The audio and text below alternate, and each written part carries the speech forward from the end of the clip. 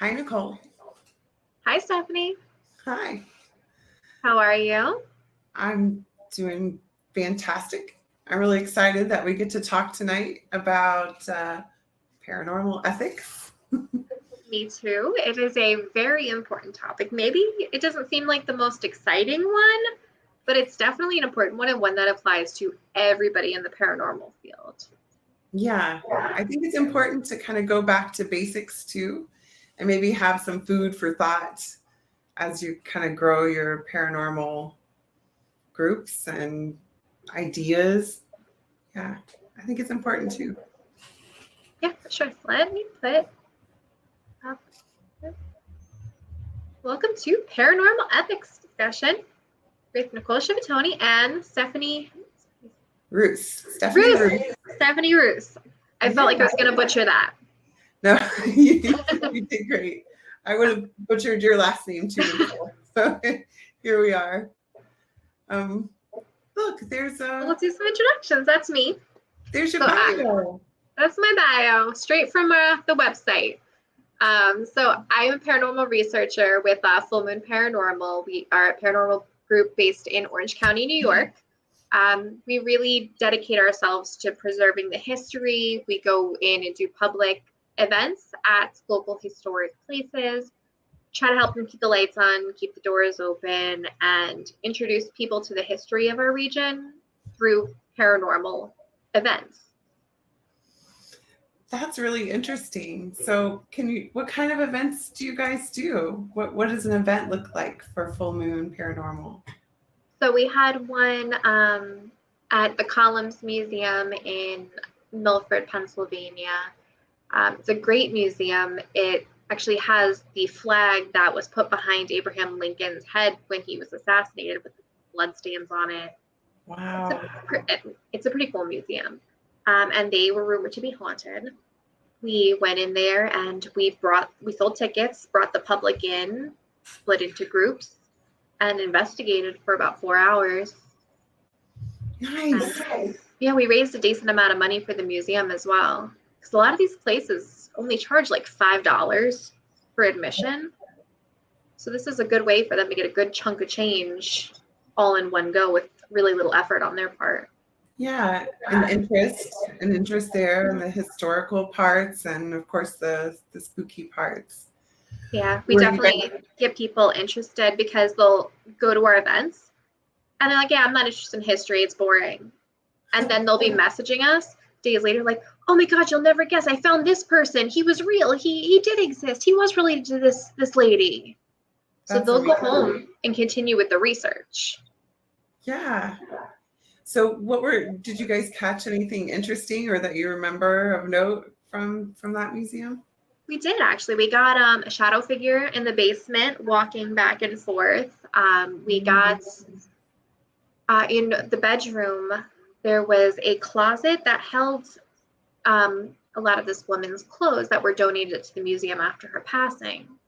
And we hung a trigger REM pod on the door and it kept going off. Nice. And we didn't know what was in it at the time. It turns out her dresses were in there. Aha. So we're trying to communicate with her and like this is going off. We're like, why does this keep triggering? And she wanted us to open the door and get her dresses out. That's very cool. Mm-hmm. That's a really good way to help the museum and get some experiences and practices and really just open that up. I really think that's cool. So let's talk about what you do. Aha, there's me, Stephanie Roos. I am a practicing mystic, psychic medium, and counselor. So I'm just really committed to helping people through some of their spiritual growth because, we all know that can be hard as you're learning new skills and developing your intuition and these kinds of levels of awakening and understanding. And I work a lot with spirits. So that's my wheelhouse. I love to channel for people, their passed away loved ones, So I get a lot of people in grief coming to sit with me. And it's not always about how much we connect with their passed away loved one, but there's something that just happens alchemically inside when people understand that there's more in the afterlife that, maybe we can't logically explain. So I help with grief. I help connecting with those passed away loved ones. And I just founded Mediums for the Missing and Murdered. So I've been working on some cold cases with police, with the police force and some families. So in a nutshell, and that's the core of my practice. So yeah, you must have a lot of free time with all those things you're doing. Not much free time, but I'm trying to create and kind of get out of consumption mode and be able to share some of my many experiences with the paranormal. I've had paranormal experiences since I was a child, so I just never shut off that center that said I can't communicate with them or notice them or be aware of the things that happen when we have spirits around. That's great. And it's great that you're able to use that to help people and give people closure or comfort when they're grieving. Yes. Girl, it took a lot of work. I mean, when you do this kind of work, and I think this leads into ethics, is I have to put aside any of my personal beliefs, or more focused is that kind of dismantle some of those beliefs and be able to get personal gnosis and understanding of like how death works, or what grief is, or where religion and spirituality don't intersect, where they do and where they don't, so it's a lot of work to kind of get to those spaces where you can be observant, be the observer, and also experience these kinds of phenomena. What would you say that you do, like a lot of different types of spirit work? What would you say your favorite is? Your favorite kind? I like working a lot with intelligent entities like planetary spirits or angelic, goetic. I like to work with entities that I know have so much, ancient knowledge and that are willing to teach me and to kind of show me things. So that's a whole dedicated practice onto itself. But I found as I've dived into that, it's really helped me with these other things in my calling and what I do and working with spirits. Awesome. For sure. Yeah, I like that. That sounds all the angelic and the high vibration beings, or however you want to refer to them. Yeah. That we can learn from. The angelic forces are sometimes willing to teach us a lot. I feel like the more closer to earth or the chthonic spirits are definitely more apt to kind of help us out and teach us practical kinds of skills. But that's a whole different podcast, I think. Yeah, we'll put a pin in that one. Again, this is where religion, what we've been taught, versus what's really in practice, what shows up. Okay. It's funny that you keep going back to religion. Yeah. That is a topic on the next one. Yeah. Can we talk a little bit about what ethics is? Yes. So ethics, what does ethics mean to you? Seems like I should have thought about that more closely. Ethics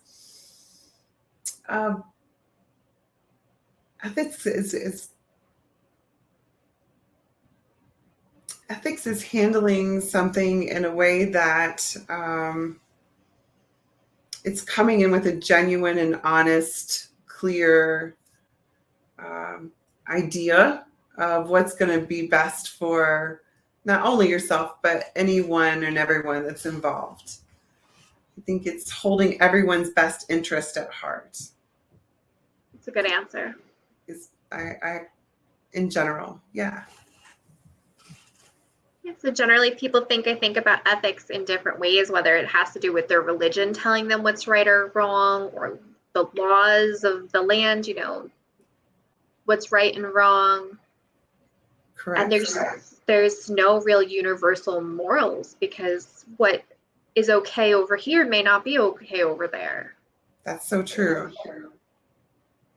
So it varies really differently depending on who you talk to. Yeah. I recently wrote an article about this, and professional ethics really stands out because in my research, I didn't find a code of professional ethics for paranormal investigators. And I mean, in every serious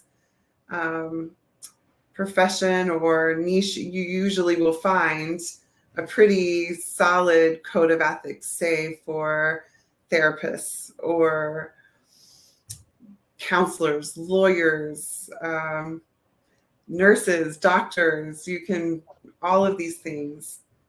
And I think as paranormal researchers and, people like myself, mediums and so on, it's really important to have these ideals. I think it creates credibility for us too. Yeah, for sure. Because when you call in a team or you call on a medium, to help you out, you want to know that you are getting someone who is following professional standards or professional code of conduct. Right. And that, like we said, that varies very deeply from one person to another. So it would be great to have kind of one code of ethics that everybody kind of uses as a guideline. Yeah. As I was thinking about that, I also feel like there should be a code of ethics like for the individual researcher, paranormal researcher as well. Like we have to, for instance, take care of our spiritual hygiene before we go visit places. We protect ourselves. We have a responsibility to do that, or we take things, we could potentially take something home with us, or like there has to be an idea of ethically taking care of our own spirit as we go to places. Kind of like when you go on a hike into the forest. My husband's always taking me on grueling hikes, but you leave the forest the way you found it, kind of thing. The leave no trace principles, yeah. Yeah. I don't know. You carry out whatever you carry in, and you're not taking things. Yeah. Or leaving trash around. Mm-hmm. I guess I have a lot of that. Yeah. So I don't know if that makes a whole lot of sense, but I feel like this code of ethics might include, really taking care of each other, being safe energetically, because it does matter. Yeah, it definitely does when you're going out. Like some of the places that we go to, we've encountered some entities that were not friendly or were not nice. And if you're not in a good headspace before you go in, that could really affect you. That's so true. So what I'm sure with yeah, I got my start in a paranormal group, and I was such a baby then. I didn't completely understand how much places like that really affected my body, my spirit, and my mental health, really.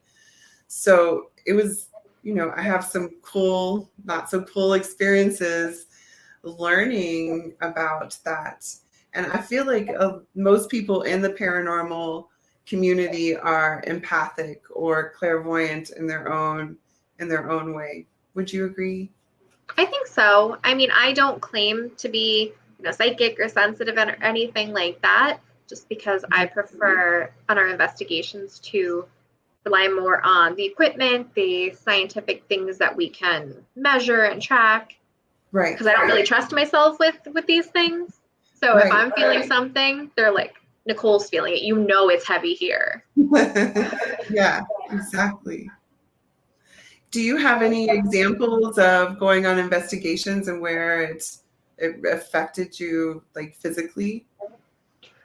There's definitely been a lot of investigations that were just like physically exhausting. You get like that paranormal hangover the next day. Oh, yes.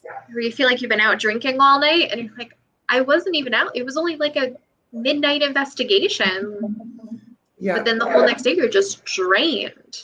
Completely. Because it takes so much energy to deal with what you're dealing with. Yep. I don't know if it's like they need energy to manifest or, you know, something like that, and they're taking it from you, or it's just you're trying to put like a shield up. I don't know why, but it's draining sometimes. Yes. Yes. And I'm sure come along with the buzzing in the head and the ears, feeling tired, feeling thirsty, feeling irritable. Sure you experiencing that, especially with some of the heavier things you do. How do you protect yourself when you're doing those types of things? Well, maybe it's related to ethics or not, but I make sure, you know, I'm prepared. Like, when I do readings for people, which I do often, I mean, that's basically my work day is doing readings for people. I prepare because I spend some time in meditation. I might take a spiritual shower, use lots of salt, do some prayers. I know prayer isn't a popular word right now, but honestly, it's meditation, it's prayer, it's putting in the time and just kind of clearing out to make space for, you know, messages to come through nice and crisp and clear, you know. So, and then I ethically like to take care of myself after I do readings or after I've been to clear a place or bless a place, then I have to clear myself as well. It's kind of like in the doctor's office where, you know, they're using instruments and then, you know, they get in the conclave, they get sterilized and ready for the next. There's a process. And I guess that's what I'm trying to convey with maybe ethics for us, like a process that we can all kind of lean into that is adjustable and flexible and can work for anyone's belief systems or wherever they are. But it can really fuck you up. You go into a place unprepared and you don't know what you're getting into, for sure. Not only yourself, but other people. Yeah. Yeah. So with ethics, I think a couple of the main things that we consider are, number one, are we helping or harming? Is us getting involved in whatever's going on going to have a negative effect? Number two, to charge or not to charge. Is it ethical to charge for ratings or investigation? There's a lot of discourse about that as well. Number three, we have exploitation. Are we using spirits for our own gain rather than to help them tell their stories or get messages across? And four is a big one, false claims. Are we making promises or claiming things that just aren't true? So I think these are four big parts of ethics that we can address. Helping or harming? So, you know, sometimes when you go into, for paranormal investigators at least, when we go into a place, someone's home on a private investigation, are we going to do more harm, stirring up the spirits? Or are we going in like, hey, demons, it's your boy, like getting things all, asking negative entities to come in and talk to us and then be like, okay, bye, have a good night, and leaving a homeowner just to deal with these things. To deal with that. Hey, we're here. I guess, I don't know, Nicole. Sometimes you don't know if you're going to stir up a hornet's nest or not. Yeah. So there's that kind of shadowy part of ethics. I mean, we can go in with the intention that we're helping and not harming. This is one thing I noticed in my experience doing investigations, is not being afraid to say I'm in over my head.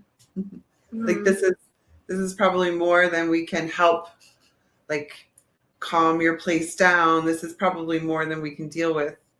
Like being able to say that, and I say this a lot, I just don't know. I'm not sure.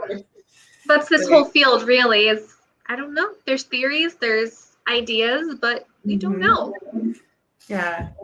I think if it resonates with the homeowner or the person that you're in contact, if it resonates and they can feel that, you can also feel that. So that might, and again, that's more intuitive than something we can put, solidly in the mundane world, but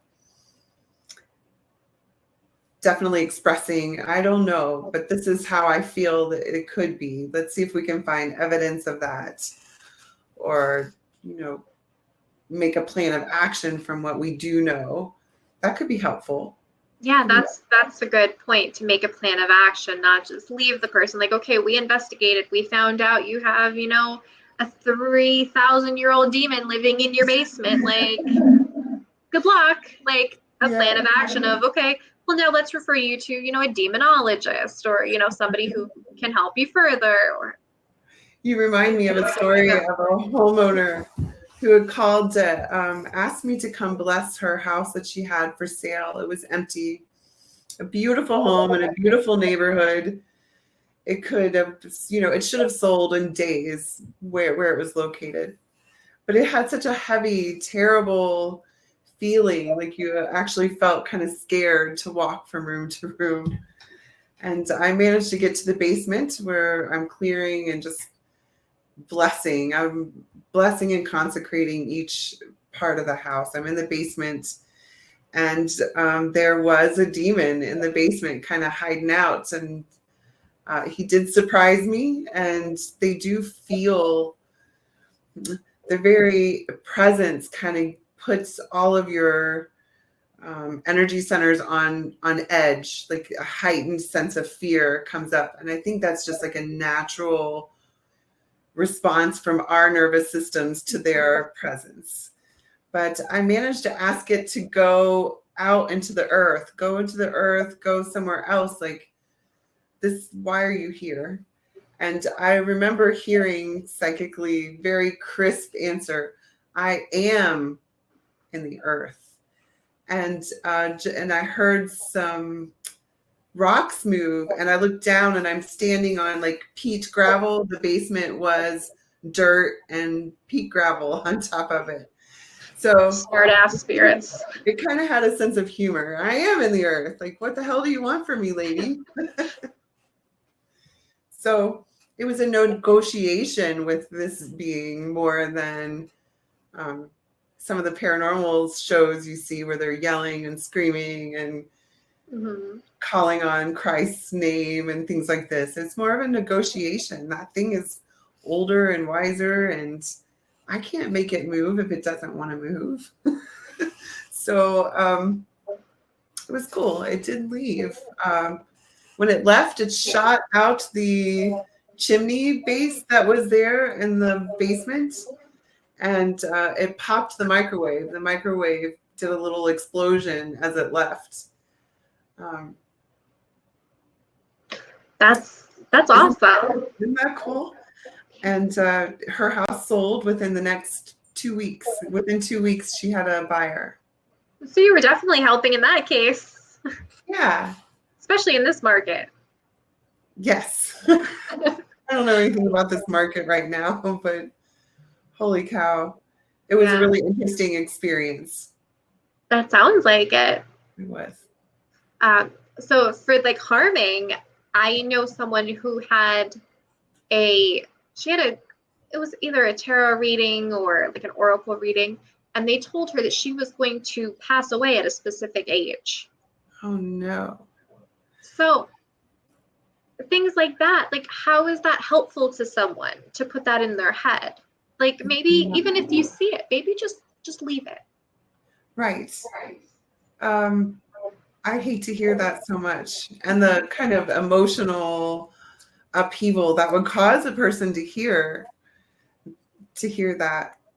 I had a couple calls last week from people who had similar experiences with some Reiki workers who were like, "Oh, you have an attachment, and it's all swirled in your, this chakra or that chakra," and they were genuinely upset and scared. So I think with harming and helping, like, it's again that personal work that we do that brings discernment and wisdom. Do you see what I mean? Yeah, definitely. Like to know when you should say things, when you should not say things, like how maybe to say things. Yeah. We like straight shooters. I, for instance, like to be very straightforward, but we can still be straightforward in a way that isn't harming someone. Yeah, it's like, when somebody's wearing an outfit that doesn't look nice on them, maybe don't say like, "Hey, you look like crap today." Right. Like, "Oh, you know what outfit I love? I really love that blue outfit you have. Maybe you should wear that today." Yeah. Yeah, that's smart. Yeah. Good. For sure. I had a thought and it flew out of my head. Yeah. So I guess we can move on. Well, if it pops back in, we'll come back to it. Yeah. Charging or not charging. So definitely, like if you're performing a service, you should be compensated for your time. I don't think anybody would say that that's not the case. I would hope not. There's so many different ways to do it, kind of based on your own personal beliefs or your own personal ethics, right? So for the missing and murdered cases that I work on, I charge zero. I don't charge anything. And that's because I want the families to know I'm there in earnest and genuine. And if I can use my skill set to help them with this devastating, missing or murdered case, I don't want to charge them money for that. That's great that you do that. But to be able to do that, you still need to be able to pay your bills. I do. So for my readings, I do charge for my sessions. Or I know some people who do donations, like a loving donation. They don't really have a set cost. I think all of these things are okay. Yeah, definitely. But what's reasonable? That's a good question. I like number 2 on our bullet here. What's reasonable to one person may not be reasonable to anybody else. We try for our events, we try to keep them pretty affordable because we do about an event every month. And there wasn't really that many affordable investigations like right in our area. So we charge somewhere between like $40 and $60 for an event. Nice. And sometimes that includes like a guest speaker, sometimes that includes food. So we try to kind of balance it with making sure that we can pay a venue if we're having it at a restaurant or a bar that's haunted, and making sure they get a decent cut. Yes. And we don't make a lot off of these in, full transparency. Sometimes we're going home with like $25 each in our pockets, but we love investigating, and it gets our foot into places that we wouldn't be able to get into. We help out these venues, and we get more people in the field. Yes, that's so good. Again, I think it comes around to our intention, our genuine willing to be of service to others, and all that discernment kind of helps even things out, so that we are reasonable in prices. Yeah, but we do this, as like a part-time kind of thing. If we were trying to make this our full-time living, then we would have to do more events and charge more to be able to Yes. keep the lights on. And that's fair. So it definitely depends on, you know, how you're living your life, how you're involved in this, to what extent. Yes. And compensation for your time it is important. If you're not volunteering your time, of course, like people will take advantage sometimes, you know, texting, you know, questions for, you know, for my psychic services, or, you know, I don't always have time to answer those questions for free or sit and, you know, really look at people's situations unless like that dedicated hour of time, which, you know, I am compensated for. Yeah, and your line of work too is important to have boundaries, clear boundaries. And I think that's part of ethics too, is having boundaries. Most certainly. Yes. And knowing where those are, making sure that you can have like a home balance and a life, you know, apart from your work, where you're not glued to answering emails and text messages constantly. Exactly. All of that balance. Yes. So I think it's perfectly appropriate to charge fees and do events, say like Full Moon Paranormal does, and all kinds. But definitely within reason. I had a lady who came to see me to contact a passed away loved one.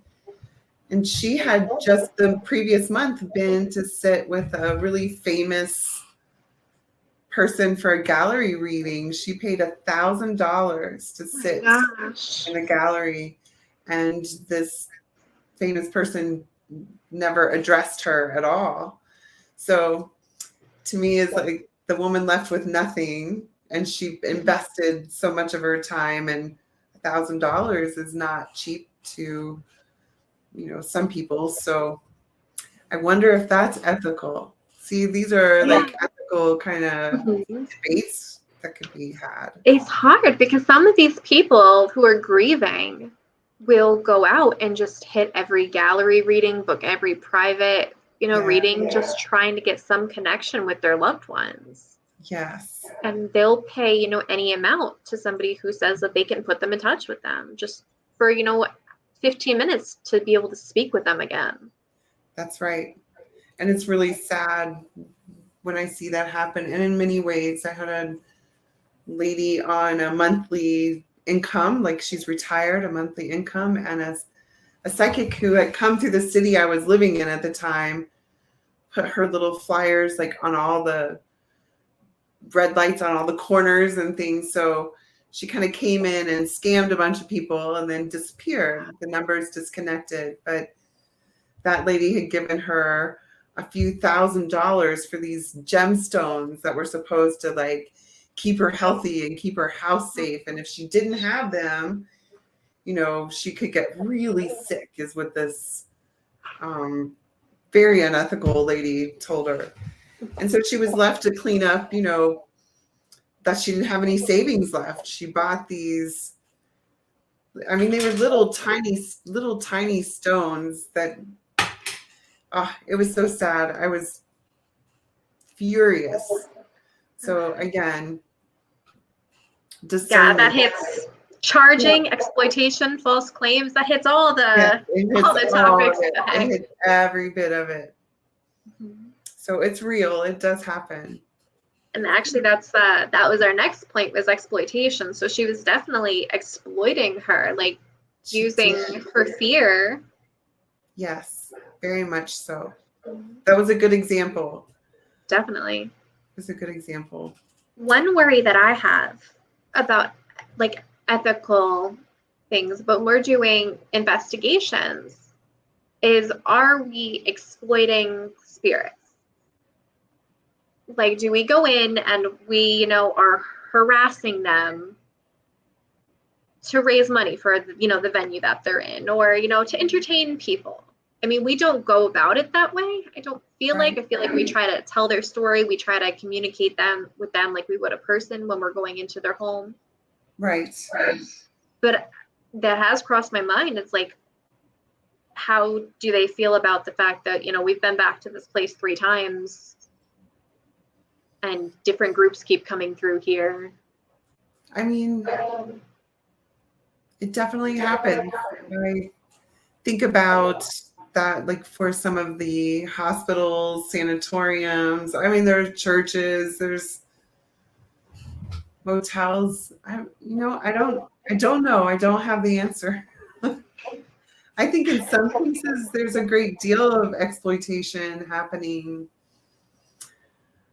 But it's kind of like you might start with a core group of entities or spirits, or oftentimes, in my experience, it's like an energy that's been put on repeat, like an imprint of a time, of a imprint of a person. And then you start bringing people through, and you get all kinds of thought forms and fear forms that just kind of spin off on their own little energy and axis. So then you get like more of a soup, and then pretty soon you just have a soup of all different kinds of entities that are not necessarily grandma or grandpa or, dude from 200 years ago who died in the war. It's a lot things that people are bringing with them or creating from going there, like the tulpa effect. Like over and over again. What's explain that, the tulpa effect? So when you, it's like a thought form. So somebody thinks something and you concentrate on it and it comes into existence. Yes. So when you're going to a location and you think that Sally is going to be there, and Sally was 8 years old and she died from pneumonia, and then all of a sudden you hear coughing, like, was Sally there, or did 40 people collectively, like, thinking about making Sally manifest create that? Yeah.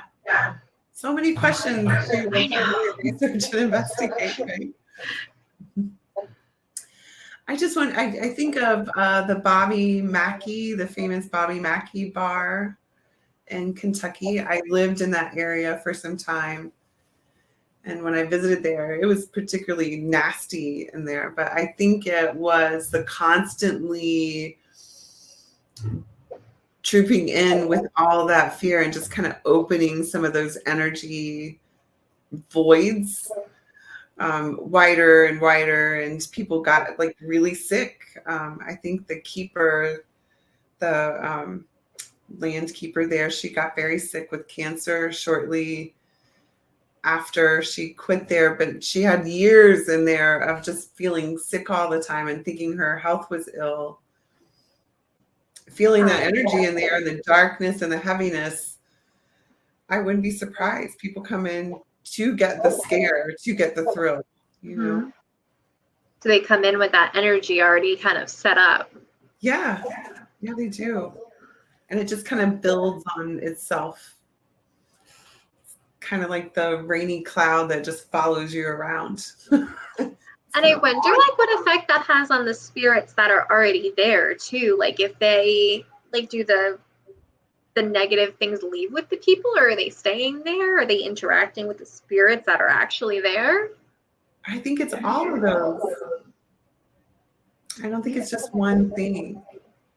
Let's say you walk into a place like as dank and dark as Bobby Mackey's, for instance, and you're spending some time in there, and you have been struggling with depression. Something happened and you're just struggling with depression. All those kind of thought forms that have grown enough to develop like a little bit of consciousness there, and they kind of want fed, right? So they're naturally going to gravitate, that depressive dark. It's going to gravitate to the person who's really struggling with depression, because your food, basically energetic food, and that might follow you home. we bring fear, we can also just kind of ground it into a place. This is a scary, haunted, terrible, evil place. Do you see what I mean? That's kind of like, with the locations, like, are we also exploiting locations, bringing people in and bringing that kind of energy in? Mm-hmm. Are you now like lowering the vibrations in that area, or lowering, the energy there? I think so. In a lot of instances, we are in places that are abused, spiritually for that kind of. I wonder, ethically, should we be able to kind of bring in a different kind of energy to like slowly heal a place over time? Like, is that our goal? Like, we're researching it, or we're trying to communicate with whatever entities or spirits that are there. But do we have an obligation to try to heal those places over time? I think that would be a really interesting kind of like experiment to do on one of these places, like somewhere that has really dark negative energy. Don't let anybody negative in, only positive. Like, go in there and tell jokes and like play happy music and see, like, okay, now after so long of doing that, a next group comes in and investigates. Are they still getting negative responses, or are they getting happy spirits? Yeah, exactly. Does it feel heavy? Does it feel lighter?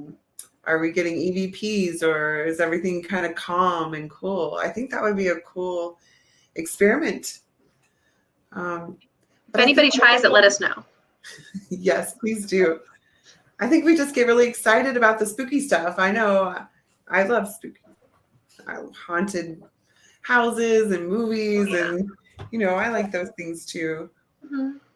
But when you encounter spirits, you can try to use the gifts of someone to help cross people over, or I mean, if that's within your skill or your scope and you think it can be done. I'd rather heal a place up than leave it shitty, leave it in worse condition than we found it. Yeah. So another thing that we have to consider, ethically speaking, is false claims. Yeah. So like we have the crystal balls and the table tipping and all the classic spiritualist tricks. Yes, that's true. I mean, I think I've already mentioned a couple of charlatans and how, psychics and mediums. I mean, we've really had a bad rap through history. We've done some really great things too. I don't want to discount any of that, as far as growing spiritually, learning more about the afterlife and all those things. But there's some pretty big claims. And again, a discernment under, feeling that authenticity from that person. How does it make you feel in your body? Boundaries, all of the things. What are some false claims that paranormal groups can make? They don't, like, sometimes you fake evidence or fake activity.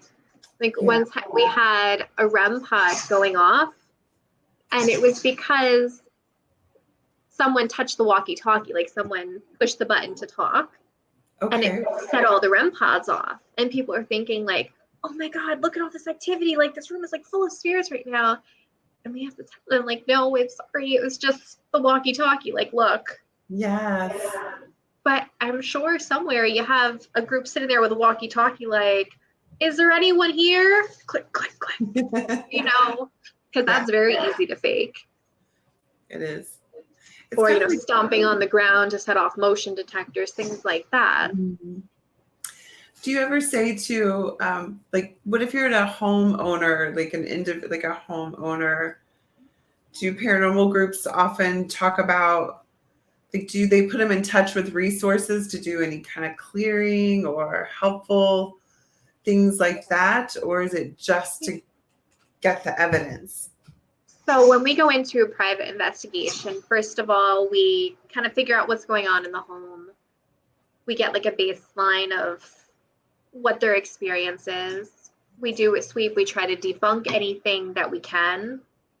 Yeah. Like if they feel uneasy, well, do you have routers and all kinds of electronics in your bedroom that are sending off high EMF? Because that can make you feel, paranoid, uneasy, maybe move into another room. And then when we do communicate with the spirits, we try to explain like, okay, well, this is so-and-so's home now. You can stay, but you're doing this and it scares them. Like, this needs to end. Like, set those boundaries with a spirit. We have done cleansings. I don't personally do it, but we have a member of our team that can do like cleansing, sages the house and everything. That's great. And if they're still, having issues, they can follow up with us. We can put them in touch with somebody who's maybe a little more versed in intense house clearing or cleansings or things like that.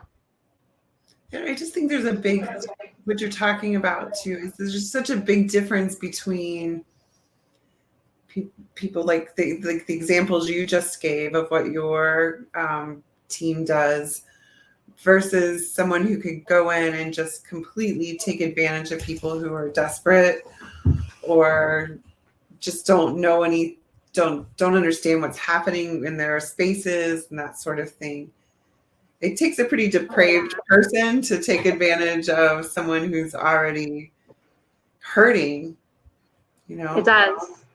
But there's a lot of people out there, unfortunately, who do it. Say, oh, no, there's a demon in your house. I need $1,000 to get it out. Boy. Like, and somebody's going to do it. The karma for that, I think, would be pretty intense. You would hope, that they get something that's come into them. Yeah, it's important that we kind of think ahead and make sure we're not making false claims.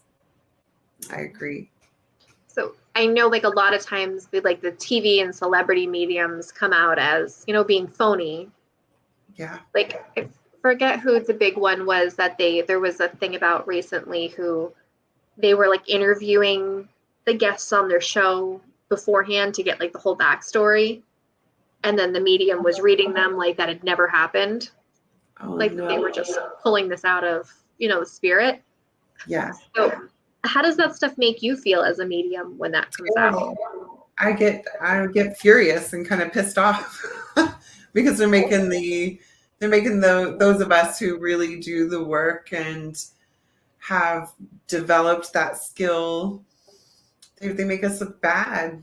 And like I said, I'm really into being credible. So like I'm educated. I went to school for therapy since I know I'm dealing with a lot of people in grief. I really want to understand psychologically, mentally, what happens when people are in grief and what that looks like. I've sat in many workshops just developing my skills and practicing, and lots of time in personal meditation. And so when you hear people like the example you gave, she's just interviewing them, and then maybe that's for entertainment. I think there's a difference between those of us who can divine and communicate with spirit versus those who really want to entertain. Yeah, that's definitely true, because not everybody in this field is looking to, be famous. Right. And there's some people who are only looking to be famous. That's right. And will, claw over people to get there, and that's... You're making me think of, I don't remember because it's been so long, of that Paranormal, the guy that was always screaming at the, come out, the devil, and he has a museum or something of all these so-called haunted objects and things, which I thought was cool. But yeah, Zach Baggins from Ghost Adventures. Aha. So I don't know if he makes false claims or not, but kind of his style is really repulsive to me. Again, I think that's everybody in the field is like, oh, we don't want to be a Zach Baggins and being like yelling at people. So he's a meme now. Yes, but you know what? Like, say whatever you want. He's done a lot for the field. He's brought it very mainstream. That's true. Where nobody was talking about the paranormal, 10 years ago, like 15 years ago. It was kind of like, oh, you're into ghost hunting? That's weird. That's right. It's so weird. But now And it's Lorraine cool. Warren are another, they were pioneers in the paranormal research. And again, I think that you'll find both positive, lots of positive, and also some negative, journalism about them, about what we've been talking about, false claims or exploiting and so on. So it's kind of like this, we want to make a harder line instead of such a nebulous, kind of line about our ethics as researchers. So how can we do better when it comes to being ethical and having our own codes of conduct? Well, we can follow our instincts, our gut, our intuition, and how much time you put in on your spiritual practice makes you more sensitive to the energies around you. When we spend more time on developing our intuition, you'll find that psychic information just naturally arises. So when we see on the slide here, follow your gut, there's a lot to that. It's not, there's a lot of work that can go into that, into developing your second brain there in the gut. So we can do that. Ask for feedback. That's good. Yeah, because you can ask people like, hey, what do you think about this? Get some opinions from people that you trust. Like, maybe don't put it out on the internet for every person in cyberspace, because everybody has an opinion. But yes, they do. How can you trust and respect in the field? Yes. Ask for feedback from people on your team too. Like, if you're working as a team, as a group, there should be some cohesive, same values, same kind of goals, intentions, and things as you go into places. That's a good point too. Surround yourself with people who share the same values as you. Mm-hmm. Absolutely. And that'll help hold you accountable. Yes. Because they'll be like, oh, that doesn't sound quite right. Yeah. This doesn't feel right. Yeah. I love our differences here, Nicole, where you come very solidly from the research, and I'm like on the how does this feel? So I think it's a winning combination, Nicole. Definitely. I like having both sides of it. Yes, it creates so much more balance. Yeah, and from the paranormal investigating and your experience with, mediumship and all of the more spiritual parts of being paranormal. Yeah. Very well-rounded discussion. I think so. Put yourself in other shoes. Like, that's the goal. I think that's what's the golden rule. Like, do unto others as you would have them do unto you, or some old English phrase of like, don't treat people like crap. Yes. Like, and with spirits, like, if this was your grandma, how would you want somebody talking to her? Would you want somebody like yelling at her, like, show yourself, make this light up? Like, yeah. Like, where would you want somebody talking to them nicely? Because these were somebody's loved ones. I just had a thought here that popped in, I think might be a little intuitive. When we go into places to investigate, if we are on the spiritual side, we've done that inner work that I talked about that just kind of makes that inner knowing just kind of arise naturally. It's natural to humans to have good gut instincts and intuition. But also it makes you so much quieter when you walk into a space. When I walk into a space, for instance, I don't really even engage. I just kind of sit there and see what comes up. I observe what comes up, and those energies will interact with yours from that higher vibration. And you might be surprised at what happens and how, you begin to get evidence and so forth just by your presence it kind of activates those things. So just because they know you're there and you're good people and somebody yes, they want to interact with. yes, and that there's so many mysteries there behind the veil. That might not have been like the perfect place to say that, but that's what I was hearing at the time. Yeah, whatever pops into your head. Put yourself in their shoes, in the spirit's shoes. Where are they? Feel for them. Be quiet, and you'd be amazed at what comes up. Yeah, and actually that has so much to do with that, because if you walk into a room, are you going to want to immediately go talk to somebody who's like angry and loud and yelling, or are you going to want to talk to somebody who's kind of sitting back and like polite and respectful? Yeah. Kind of a rule in magic, or in working with things, spirits, entities too, is you kind of knock on their door first, very gently. Hi, Archangel Raphael, I'd like to work with you. It's a gentle knock. It's respectful. You just don't walk into their house and, to his realm screaming at him, hey, get over here. I need to talk to you. Tell me.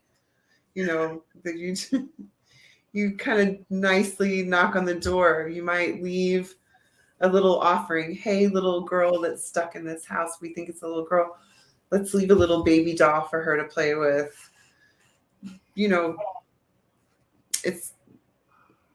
It's like a getting to know each other process. Yeah.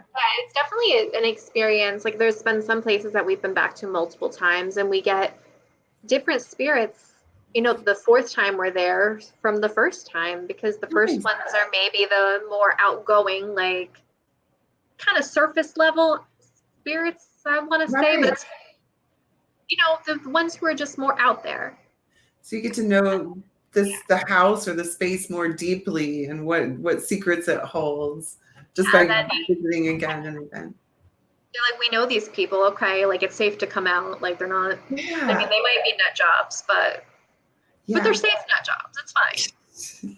We can talk to them.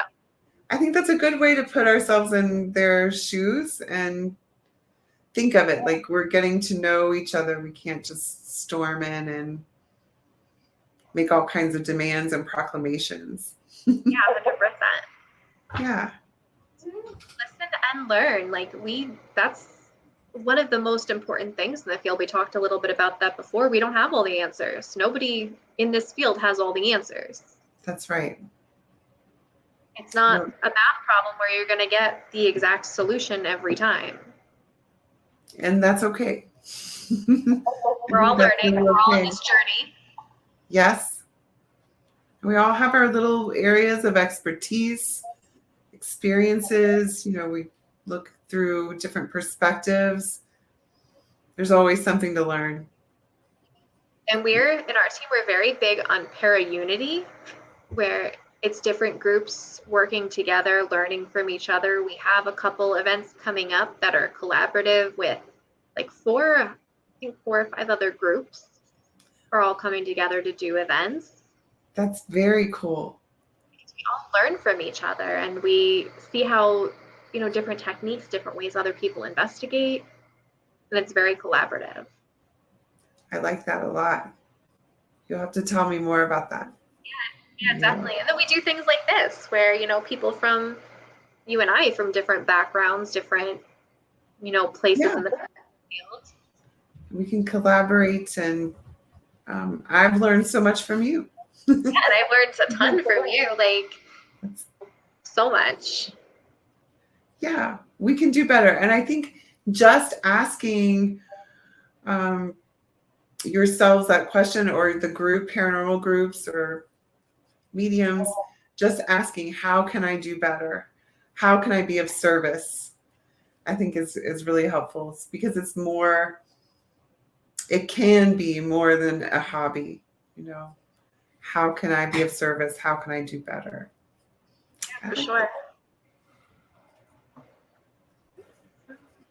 So this is our contact. Find us if you want to connect with us, if you want to talk more. Yeah, please. I'm open for appointments or you can make one of those real easy on my website. And Nicole, it's been such a pleasure. Thank you for talking with me tonight, and this has been great. Thank you. Yeah, this was fun. Yeah. Let's All do right. it I hope again everybody sometime. enjoyed. Yes, definitely. Okay. So everybody stay tuned for the next one. Yeah. And if you have suggestions on topics, definitely put them in the comments. Yeah. Love I to know couldn't what you agree guys more. All right. All Thanks right. so Good much. night. It's been fun.